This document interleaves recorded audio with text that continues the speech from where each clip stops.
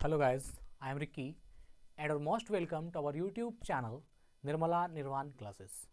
आधुनिक भारत चल रहा है, मॉडर्न इंडिया, और टॉपिक जो आज हम लोग देखेंगे वो है वेलाटंपी विद्रोह। वेलाटंपी विद्रोह 1808 से 1809 ईस्वी जो है, यह इस समय में ये विद्रोह जो हुआ और इसके नेता थे वेलुथम्पी। ये वेलुथम्पी या वेलाटंपी, इसको कभी कभी वेलुथम्पी विद्रोह भी कहा जाता है या वेलाटंपी विद्रोह, और इसके नेता कौन थे? वेलुथम्पी। और जो यह विद्रोह था वेलाटंपी का, ये कहां पर हुआ था? तो ये हुआ था जो आपका त्रावणकोर है, ये यहाँ की घटना है। तो हम लोगों ने इसका स्थान, जो जहां पर ये घटना हुई उस स्थान को भी जाना, त्रावणकोर में। और नेता कौन थे? वेलुथम्पी। विद्रोह का नाम है वेलाटंपी। ये जो नेम है थोड़ा साउथ इंडियन नेम है, इसलिए कहीं वेलुथम्पी वेलाटंपी यह जो है चलता है। और इसका कार्यकाल है 1808 से यह जो जिस समय में हुआ वो 1808 से 1809 में। देखिए ये जो आप मैप देख रहे होंगे, ये इंडिया का जो सबसे साउथ वाला पार्ट है, दक्षिण भारत का जो पार्ट है, ये वही दिखाया गया है। तो ये उस समय का पार्ट है।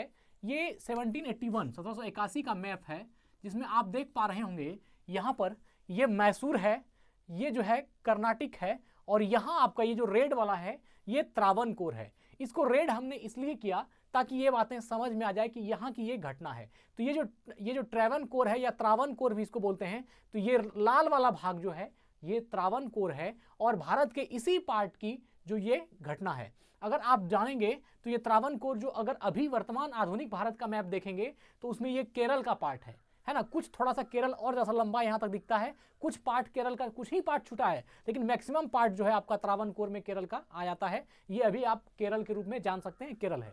तो यह जो है आप ये जो आगे विजयनगर साम्राज्य था, जिसमें कि मैसूर, कर्नाटक और त्रावणकोर ये तीनों ही आते थे, हमने एक वीडियो में पढ़ाया था उधर भी।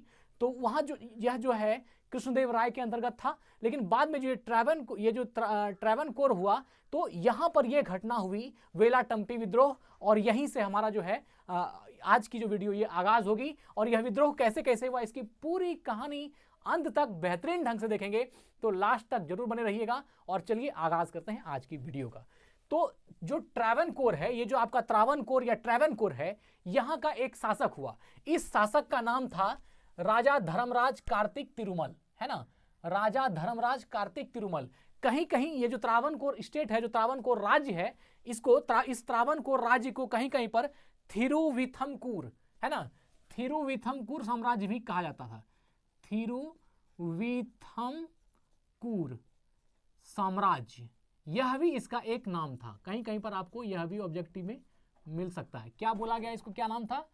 थिरुविथमकूर साम्राज्य। तो यह या तो आप त्रावणकोर साम्राज्य भी कह सकते हैं, या इसी का एक नाम था थिरुविथमकूर साम्राज्य। तो यह जो त्रावणकोर है, जो आज आपका केरल है, यहाँ के राजा थे राजा धर्मराज कार्तिक तिरुमल। राजा धर्मराज कार्तिक तिरुमल ये यहाँ पर इस त्रावणकोर जो यह स्थान है, भारत का जो सबसे दक्षिणतम पार्ट है, जो आज का केरल है, यहाँ पर ये शासन कर रहे थे। कौन कर रहे थे? राजा धर्मराज कार्तिक तिरुमल। और इसके जो सेना के कमांडेंट थे उनका नाम था केशवदास। क्या नाम था? केशवदास। ये जो आपका त्रावणकोर स्टेट हुआ, इस स्टेट की जो सेना थी और उस सेना का जो सेनानायक था या कह सकते हैं जो कमांडेंट था, वो कौन थे? केशवदास, है ना, केशवदास। तो ये त्रावणकोर में अपना शासन खूब बढ़िया से चल रहा होता है, कहीं कोई दिक्कत नहीं है। इसी बीच क्या होता है, जो मैसूर का शेर जिसको टीपू सुल्तान कहते हैं, है ना, ये मैसूर है। मैसूर का शेर टीपू सुल्तान। आप जानते हैं कि उस समय ऐसा होता था कि जो जहां का शासक है वो अपने बगल के भूभाग को हथिया लेना चाहता था, या आप ये बात जानते ही होंगे कि वह अपने साम्राज्य को बढ़ाना चाहता था। बड़ा से बड़ा साम्राज्य हो मेरा, इसके लिए वो क्या करता था? बगल वाले पे आक्रमण करता था। और अगर बगल वाला कमजोर है तो वो क्या करता था? उसके साम्राज्य को, उसके भूभाग को अपने साम्राज्य में मिला लिया करता था। इस तरह की घटनाएं आए दिन जो है आप इतिहास में पढ़ते हैं, और ये कोई नई बात नहीं है। तो मैसूर का शेर जो टीपू सुल्तान था, उन्होंने भी ये जो त्रावणकोर स्टेट है इसको अपने में मिलाने का प्रयास किया। उन्होंने चाहा कि इस त्रावणकोर को भी मैं अपने मैसूर में मिला लूंगा और मेरा मैसूर क्या होगा? बहुत बड़ा हो जाएगा। उन्होंने ये प्रयास किया, लेकिन ये जो त्रावणकोर का कमांडेंट था केशवदास, बहुत प्रवीण, बहुत चालाक, इतिहास में इसकी पुष्टि इस तरह से की गई है कि क्या कहें, बहुत ही, यह जो केशव दास है बहुत मास्टरमाइंड आदमी था, बहुत चालाक था और बहुत ही होशियार व्यक्ति था और बहुत अच्छा भी था। तो यह चूंकि अब किसी को सेना नायक कोई ऐसे ही नहीं बना देता है, कोई गुण तो उसमें होना चाहिए ना भाई। तो ये केशव दास जो कमांडेंट थे किस सेना का, त्रावणकोर की सेना का, और यहाँ का शासक कौन था, तो राजा कार्तिक तिरुमल, है ना, राजा धर्मराज कार्तिक तिरुमल। तो टीपू सुल्तान ने क्या किया, इस त्रावणकोर पर आक्रमण कर दिया और ये मैसूर से त्रावणकोर पर जब आक्रमण किया गया तो उन्होंने चाहा कि इसको जीत लेंगे, लेकिन यहां की जो कमांडेंट थी केशव दास, उन्होंने इसको हरा दिया। किसको हरा दिया, टीपू सुल्तान की तलवार यहां पर टूट गई, वह जो है त्रावणकोर को नहीं जीत सका। और उसके बाद जो वापस मैसूर गया तो फिर कभी त्रावणकोर की तरफ आंख उठा करके नहीं देखा, क्योंकि वो समझ गए कि त्रावणकोर को जीतना आसान नहीं था। तो ये इसमें सबसे जो अहम रोल था वो जो ये जो त्रावणकोर है इसके जो कमांडेंट थे, है ना, सेना नायक केशव दास, इसका मूल योगदान था, बहुत बड़ा योगदान था इसका। तो आप जानते हैं ये सेना नायक है। तो टीपू सुल्तान क्या हो गया, यहां पर हार गया और राजा धर्मराज कार्तिक तिरुमल ने किसको, केशव दास को दीवान बना दिया। क्या बना दिया, दीवान बना दिया। दीवान, प्रधानमंत्री, दलाया, ये सब जो है एक ही वर्ड है, लेकिन आप एक बात समझिए, राजा के बाद अगर कोई पावरफुल पद था उस समय तो वो दीवान का होता था।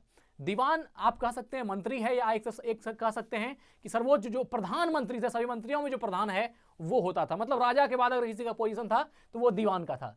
तो उन्होंने क्या किया, केशव दास को अपना दीवान नियुक्त कर दिया, जो कि पहले राजा धर्मराज कार्तिक तिरुमल के त्रावणकोर स्टेट का कमांडेंट था। अब देखिए इसके समय में जब दीवान बना दिया गया केशव दास को, राजा केशव दास को, तो इसमें क्या हो गया, त्रावणकोर बहुत समृद्ध हो गई। देखिए पावर अगर सही आदमी के हाथ में होता है तो सत्ता एकदम सही चलती है, उसी को राम राज्य बोलते हैं। लेकिन अगर सत्ता किसी गलत आदमी के हाथ में चला गया तो फिर क्या होगा, इसका नतीजा कुछ भी हो सकता है, कुछ भी। अगर सत्ता ऐसे आदमी के हाथ में गया जिसके हाथ में जाना नहीं चाहिए था तो वो क्या करेगा इसका आप अंदाजा नहीं लगा सकते। लेकिन यहां पर योग्य व्यक्ति था केशव दास और वो जो है दीवान बने तो त्रावणकोर समृद्ध हो गई, वहां का जनता बहुत खुश हो गया और जो कह सकते हैं राजकोष जो है लबालब सिक्के से, हीरे जवाहरात से भरने लगे, क्योंकि ये उनकी जो है अपनी मेहनत थी, या जो कह सकते हैं। तो ये इनकी नीति बहुत ही अच्छी थी और बहुत मास्टरमाइंड व्यक्ति थे। कौन, केशव दास। उस समय अंग्रेज जो था ये मॉरिंगटन, एक ब्रिटिश अंग्रेज अधिकारी थे मॉरिंगटन, उन्होंने केशव दास को राजा की उपाधि दी थी। अब देखिए अंग्रेज भी उस समय जिसका तारीफ कर रहा है उस व्यक्ति में कोई ना कोई खास बात तो जरूर थी, जहाँ की टीपू सुल्तान को भी हारना पड़ा। तो यह जो मॉरिंगटन थे इन्होंने राजा की उपाधि किसको दी थी, राजा केशव दास को, है ना। केशव दास जो कि दीवान थे लेकिन इसको राजा का उपाधि दिया मॉरिंगटन ने। अब देखिए राजा धर्मराज कार्तिक तिरुमल जो थे, जिसके दीवान केशव दास थे, इनकी निधन हो गई 1798 में। 1798 में जो है राजा धर्मराज कार्तिक तिरुमल का निधन हो गया और इनका निधन होना था और यहीं से जो है खेल गड़बड़ाना शुरू हुआ। राजा धर्मराज कार्तिक तिरुमल का निधन 1798 में हुआ और नया राजा कौन बन गया, न्यू किंग जो हो गया किसका, त्रावणकोर स्टेट का न्यू शासक हो गया बालाराम वर्मा। कौन बन गए, बालाराम वर्मा। अब बालाराम वर्मा जो था ये पहले से एक दुष्ट व्यक्ति के संपर्क में था। ये एक दुष्ट व्यक्ति हर कहानी में आता है ना। तो ये एक दुष्ट व्यक्ति के संपर्क में आ गया। कौन, जो नया राजा था राजाराम वर्मा, ये पहले से उसके संपर्क में था और उस दुष्ट व्यक्ति का नाम था शंकरन नप्फुथिरी। क्या नाम था, शंकरन नप्फुथिरी। यह जो है एक दुष्ट व्यक्ति था और यह इसी के संपर्क में कौन था, नया राजा बालाराम वर्मा, जो कि राजा धर्मराज कार्तिक तिरुमल का उत्तराधिकारी हुआ, या जो कह सकते हैं, या उन्होंने जिसको बनाया तो राजा बालाराम वर्मा। ये अब शंकर निप्फुथिरी एक दुष्ट व्यक्ति था उसके संपर्क में थे। तो शंकर निप्फुथिरी जो था ये हमेशा चाहता था कि राजा राम वर्मा जो नया राजा बना है हम इसके दीवान बन जाएं, मतलब कि ये जो त्रावणकोर स्टेट है इसका दीवान मैं बन जाऊं। और ऑलरेडी वहां पे पहले दीवान कौन था, केशव दास था। राजा केशव दास जो है वह आप जान ही रहे हैं राजा धर्मराज कार्तिक तिरुमल के समय में वहां का दीवान था। अब उस दीवान के पद की लालच के लिए शंकरन नप्फुथिरी था, ये लगा हुआ था कि किस तरह से जो केशव दास है उसको हटा दें और उसकी जगह पर मैं बैठ जाऊं। मतलब ये हमेशा केशव दास इसके आंख में खटकता था और ये चाहता था कि केशव दास को दीवान के पद से हटा दें और हम वहां पर बैठ जाएं। और इसके लिए ये पॉसिबल भी था क्योंकि नया राजा जो है इसके संपर्क में था और ये है एक दुष्ट व्यक्ति। तो दुष्ट व्यक्ति क्या करता है, तो ये क्या किया, केशव दास को फंसाने के चक्कर में नया नया जाल जो है जलने लगा। एक बार वो चाल चला और केशव दास को फंसा दिया। फंसा देना मतलब क्या, अपराधी घोषित कर दिया। राजा भी नया था, बलराम राजा बालाराम वर्मा, इसको भी समझ में आया क्या आया नहीं आया। उन्होंने क्या किया, केशव दास को सजा घोषित कर दी और उसको फंसा दिया। और त्रावणकोर का दीवान कौन बन गया, ये बन गया शंकरन नप्पू III। शंकरन नप्पू III ये अब त्रावणकोर का नया दीवान बन गया। जैसा चाहता था वैसा हो गया। राजा कांटेक्ट में हो तो ऐसी ही घटनाओं को अंजाम कभी कभी दे दी जाती है। तो क्या हो गया, त्रावणकोर का दीवान बन गया। अब देखिए इसको क्या किया, केशव दास को इसको अपराध में फंसाया और इसके पूरे परिवार को जहर दिलवा दिया। मतलब केशव दास, ये जो केशव दास जिसने कि टीपू सुल्तान से त्रावणकोर को बचाया था, उस व्यक्ति को भी जहर दे दिया गया और उसके पूरी फैमिली को जहर देकर के मार दिया गया। ऐसी सजा थी उस समय। अब राम जाने उन्होंने उसको फंसाया और क्या किया, दीवान का पद भी लिया और मार भी दिया। तो क्या किया, अपराध में फंसाकर दीवान बन गया और 1799 में केशव दास के पूरे परिवार को जहर दिलवा दिया। कब, 1799 में, 1799 में, 1799 में केशव दास के पूरे परिवार को जहर दिलवा दिया। अपराध चरम पर हो गया। अब देखिए जब सत्ता अपराधी के हाथ में होगा तो वो शासन धनानंद जैसी हो जाती है, वो क्या करेगा उसका कुछ भी कर सकता है। तो क्या किया, अपराध जो है चरम पर हो गया। अब देखिए, अब त्रावणकोर स्टेट का दुर्भाग्य देखिए, नया राजा कौन हो गया, बालारामा वर्मा। नया दीवान कौन हो गया, शंकरन नप्पू III, जो कि महाचोट्टा व्यक्ति था। अब क्या हो गया, राजकोष हो गया खाली। जब गलत आदमी के हाथ में सत्ता आती है तो गरीबी, भूखमरी, अकाल, ये सब चीज आना तय है। क्या हो गया, राजकोष खाली हो गया। अब चाहिए था पैसा। अब क्या चाहिए था, पैसा। अब जब योग्यता व्यक्ति में नहीं है तो वो क्या करेगा, मिसयूज करेगा, बर्बाद करेगा। इससे क्या होगा, कहीं ना कहीं राज्य में तो दिक्कत होगी ही होगी। साथ ही क्या, आप आपराधिक वृत्ति को जब जितना ही ज्यादा राज्य में लागू कीजिएगा उतना ही आपका प्रोडक्शन कम होगा, उत्पादन कम होगा, लोग आलतू फालतू चीजों में ढेर भटकेंगे। तो क्या होगी, बेरोजगारी बढ़ेगी। आपके खजाने में पैसा कहां से आएगा, कुछ नहीं आएगा। खजाना हो गया खाली और चाहिए इसको पैसा। अब देखिए जितना भी राज्य में तहसीलदार था त्रावणकोर का, इन्होंने राज्य के सब तहसीलदार को बुलाया। किसने बुलाया, तो ये बुलाया आपका शंकरन नप्पू III, नप्पू III ने, जो कि नया त्रावणकोर का दीवान बना था। उन्होंने क्या किया, राज्य के सब तहसीलदारों को बुलाया और पैसा इकट्ठा करने को कहा। क्या कहा, अब पैसा जमा करना शुरू करो, हमको माल चाहिए, पैसा चाहिए। उसी में एक तहसीलदार था वेलुथम्पी। समझ गए, अब वेलुथम्पी विद्रोह कहां से होगा, अब बात समझ में आ गई होगी कि कहानी कहां से जा रही है। तो अब क्या हुआ, तो जब राजकोष खाली हो गया, उन्होंने सारे तहसीलदारों को बुलाया। त्रावणकोर स्टेट का जितना तहसीलदार था सबको बुलाया और सबको बुला के कहा कि हमको पैसा चाहिए, पैसा दो। और तहसीलदारों पर कुछ कर्ज जो है लगा दिया, 3000 रुपया पुराने के लिए कहा। अगर तुम 3000 नहीं पुराओगे तो जो है कुछ अनहोनी, कुछ अपराध किया जाएगा, तुम्हारे साथ कुछ भी किया जाएगा। दीवान है, वो प्रधानमंत्री है। तो इससे क्या हो गया, वेलुथम्पी, ये जो तहसीलदार थे वो एक जगह का तहसीलदार था वेलुथम्पी, है ना। कौन था, वेलुथम्पी। कहता है ना, यदा यदा ही धर्मस्य अग्लानिर्भवति भारत अभ्युत्थानम धर्मस्य तदात्मानं सृजाम्यहम् परित्राणाय साधूनां विनाशाय च दुष्कृतां धर्म संस्थापनार्थाय संभवामि युगे युगे। जब जब धर्म की हानि होती है तब तक मैं जन्म लेता हूं। यहां जन्म ले लिया वेलुथम्पी। ये केशव दास को तो मार के ये गद्दी पर बैठ गया, लेकिन अब देखिए कौन मरेगा। अब उसी में एक तहसीलदार, जब सब तहसीलदार को बुलाया और उसमें से ये तहसीलदार जो वेलुथम्पी था, ये जो है ये भी शामिल हुआ। अब सब तहसीलदार को बुला करके क्या कहा, 3000 रुपये की मांग की। उस समय 3000 रुपया बहुत ज्यादा होता होगा मित्र। सब तहसीलदार को बुलाया और 3000 रुपये की मांग की। वेलुथम्पी जो कहीं का तहसीलदार था, उन्होंने कहा कि 3 दिन का टाइम चाहिए। क्या कहा, ठीक है। किसको कहा, शंकरन नप्पू III, उस दुष्ट व्यक्ति को, कि अगर तुमको पैसा चाहिए 3000 तो हमको 3 दिन का टाइम दो। 3 दिन का समय लिया और ये चला गया वहां जिस क्षेत्र का ये तहसीलदार था वेलुथम्पी, वहां चला गया। ये अपने क्षेत्र जाता है और फिर राजा बालाराम वर्मा के पास चला जाता है। 3 दिन के अंदर राजा बालाराम वर्मा के पास चला गया और इसके पास जाके शंकरन जो दीवान था उसके बारे में बताता है कि वो घूसखोर है, बहुत भ्रष्टाचारी है, अच्छा व्यक्ति नहीं है, जो कि सच में एक अच्छा व्यक्ति नहीं था। मतलब सब तहसीलदार तो तैयार हो गए, लेकिन वेलुथम्पी जो ये जहां का तहसीलदार थे वो तैयार नहीं हुए। उन्होंने राजा के पास सीधा शिकायत की और विद्रोह कर दिया, है ना, कि हम नहीं देंगे, हम तुम एक तो अन्याय कर रहे हो और तहसीलदारों से कह रहे हो जबरदस्ती पैसा लेंगे, तो कहां से पैसा देगा तहसीलदार, उसके पास खजाना नहीं ना है। वो तैयार नहीं हुआ और वो चले गए राजा के पास। और क्या किया, राजा से जाकर के सारी बातें घूसखोरी का इसका बता दिया। किसका? शंकर ने फुथिरई का। राजा का दिमाग खटका। जब राजा को डाइवर्ट शंकर ने फुथिरई जब डाइवर्ट करके राजा केसरदास को जहर दिलवा सकता है, तो फिर उस राजा को कोई भी डाइवर्ट कर सकता है। उसको डाइवर्ट कर दिया किसने? वेलुथम्पी ने। और कहा कि यह व्यक्ति जो है घूसखोर है, इसको सजा मिलनी चाहिए। उस समय दक्षिण भारत में सजा चलती थी घूसखोरी का, दगाबाजी का। उसका नाक और कान काट दिया जाता था और राज्य से बाहर कर दिया, तड़ी पार कर दिया जाता था। मतलब दोबारा वो आदमी उस राज्य में कहीं दिख नहीं सकता। ये दक्षिण भारत की जो है उस समय की परंपरा थी, सजा उस तरह से दी जाती थी। बस वही हुआ, शंकरन को दीवान पद से हटा दिया। किसने? वेलुथम्पी ने। इसका नाक भी काट दिया, कान भी काट दिया और राज्य से बाहर भी निकाल दिया, है ना। राजा बालावर्मा द्वारा नया दीवान कौन बन गया? वेलुथम्पी। फिर शासन आ गया एक अच्छे आदमी के हाथ में। केशव दास के पास था सत्ता तो ठीक था, शंकरन के पास गया, बहुत अत्याचार किया। शंकरन का खेल खत्म हुआ, राजा उसको तड़ी पार कर दिया, नाक कान काट के। अब आ गया सत्ता किसके हाथ में? वेलुथम्पी के हाथ में। नया दीवान कौन हो गया? वेलुथम्पी।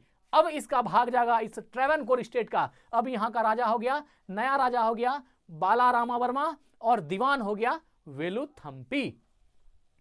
अब देखिए, वेलुथम्पी ने भ्रष्टाचार को खत्म कर दिया, है ना, भ्रष्टाचार खत्म कर दिया, लेकिन राजकोष अभी भी खाली ही था, 100% भरा नहीं था, क्योंकि समय लगता है। तो भ्रष्टाचार तो खत्म कर दिया, लेकिन 1805 ईस्वी में, है ना, 1805 ईस्वी में वेलेजली के नेतृत्व में, जानते हैं ना वेलेजली को, 1805 ईस्वी में वेलेजली के नेतृत्व में एक सहायक संधि हुई। किसके बीच में? अंग्रेज और जो आपका राजा है बालारामावर्मा, इस नया राजा के बीच में और अंग्रेज के बीच में एक सहायक संधि हुई। अब यहां पर बात उठता है कि अंग्रेज कहां से टपक गया? अंग्रेज टपका नहीं है। देखिए, ये उस समय भी था, देख रहे हैं ना, यहाँ मॉरिंगटन ने भी राजा की उपाधि दी थी केशव दास को। तो ये अंग्रेज उस समय भी था, लेकिन उस तरह पूरे भारत में फैला नहीं था। लेकिन इस टाइम तक आते आते अंग्रेज पूरे भारत में शासन कर चुके थे लगभग।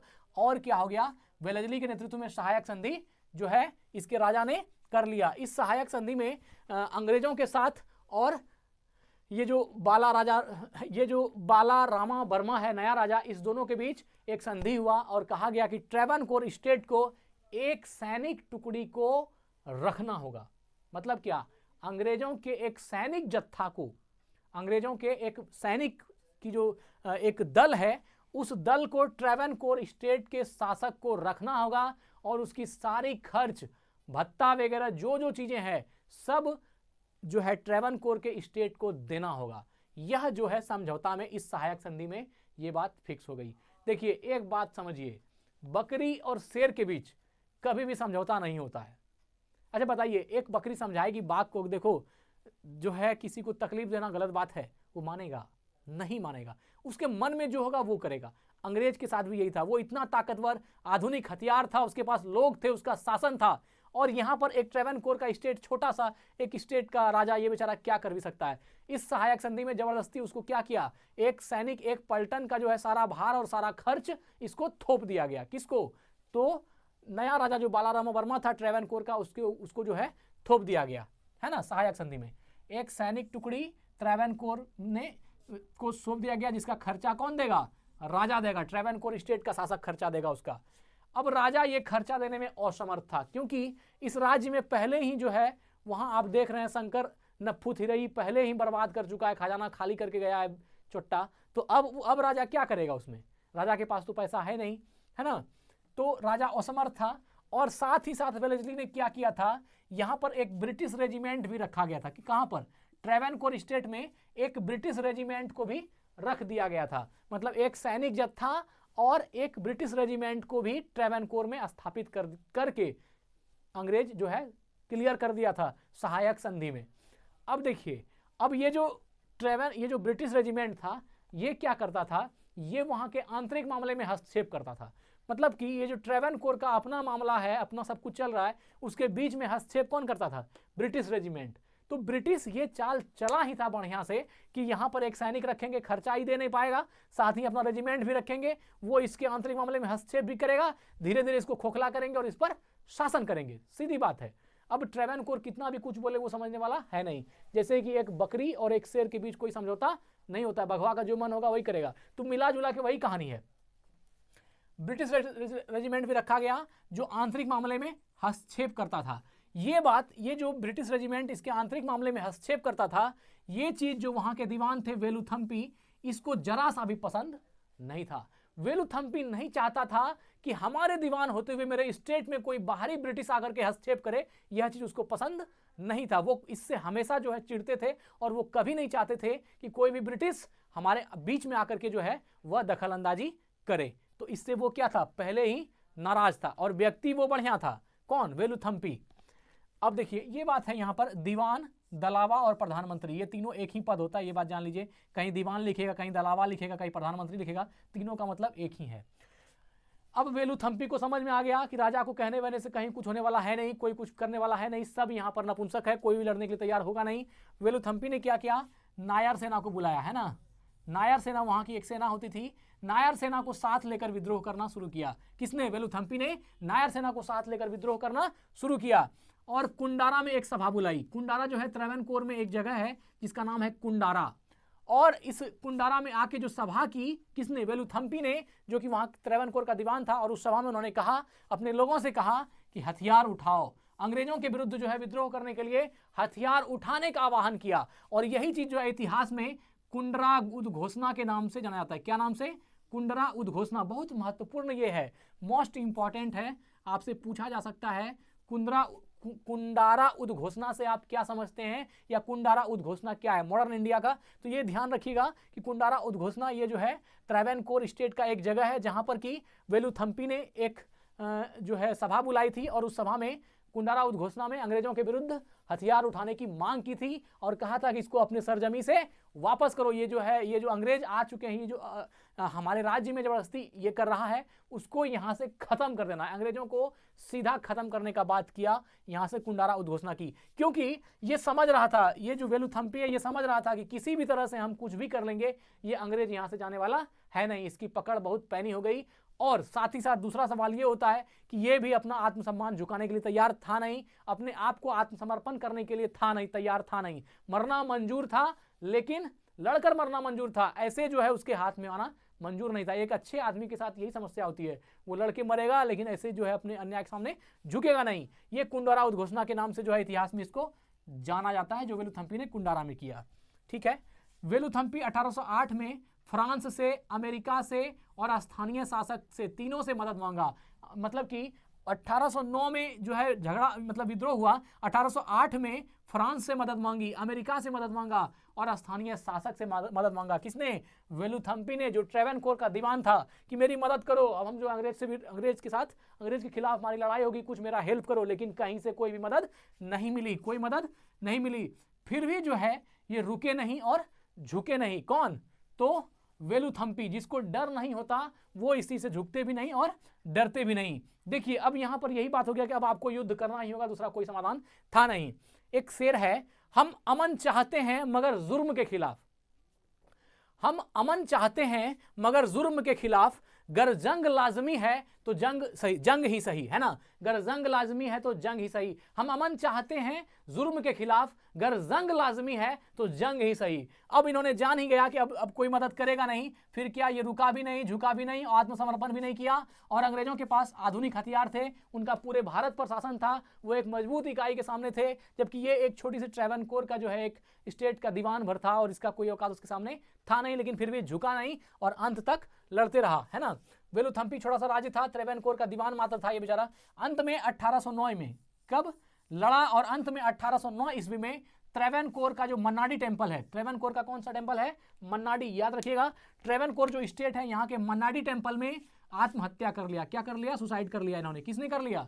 तो ये कर लिया जो आपका वेलुथम्पी था। इन्होंने जो ट्रेवनकोर का दीवान था वेलुथम्पी, उन्होंने क्या कर दिया? 1809 ईस्वी में ट्रेवनकोर अर्थात मन्ना डी के टेंपल में आत्महत्या कर लिया, लेकिन आत्मसमर्पण नहीं किया।